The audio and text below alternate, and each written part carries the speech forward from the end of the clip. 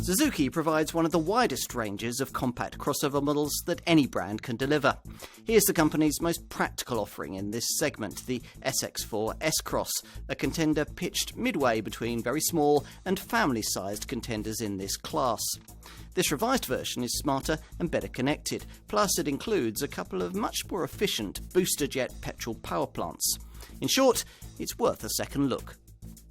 If, like us, you're a little tired of crossover models of this kind being promoted as sporty, then you might find this SX4 S-Cross to be refreshing in its sensible, family-orientated approach to vehicle dynamics.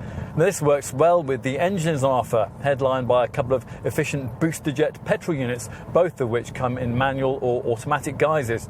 There's a 111 PS 1-litre 3-cylinder power plant, or the 140 PS 1.4-litre 4-cylinder unit we're trying here. Alternatively, if you want a diesel, the 120 PS 1.6-litre DDIS unit has been carried over from the original version of this car. This comes only in manual form and offers a useful 320 Newton meters of torque, so it can tow up to 1.5 tons, yet it can still manage 68.9 mpg on the combined cycle and 106 grams per kilometre of CO2. Handling is tailored towards providing a relatively soft ride, but body control is good. Now, as an option, all-grip four-wheel drive is available with all three engines. This is the same on-demand setup the S-Cross has always used, and that's the setup it shares with its Vitara and Ignis crossover stablemates. This uses an electronically controlled clutch pack that distributes drive between front and rear under orders from a 4-position switch that's down here beside the handbrake. As with most such systems, this one will leave you in front-wheel drive most of the time unless a lack of traction is detected, in which case the rear wheels will be dialed in. Suzuki feel that quite a few buying decisions in the crossover segment come down to aesthetics, and they're probably right. And the original version of this car was smart, but quite forgettable, which is a problem in a class full of trendily styled rivals. Hence the changes made to this revised version, enhancements that certainly give the car a bit more pavement presence. Of course, as usual, what's more important is the stuff that you can't see, namely this model's light, stiff platform, which is designed around what Suzuki calls total effective control technology.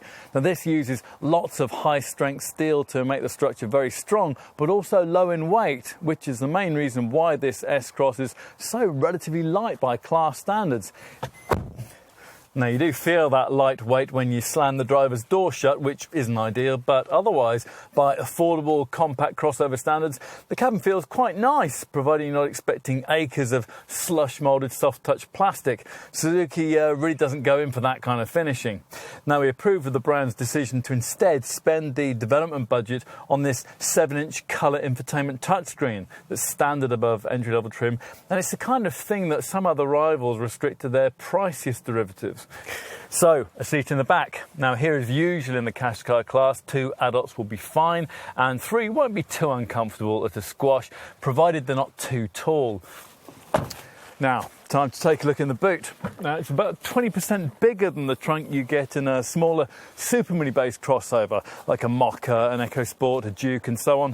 The 430-litre total being about the same as provided by a Nissan Qashqai.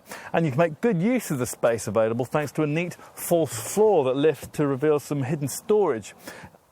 Here's the affordable, family-sized crossover that you probably forgot to add to your shopping list.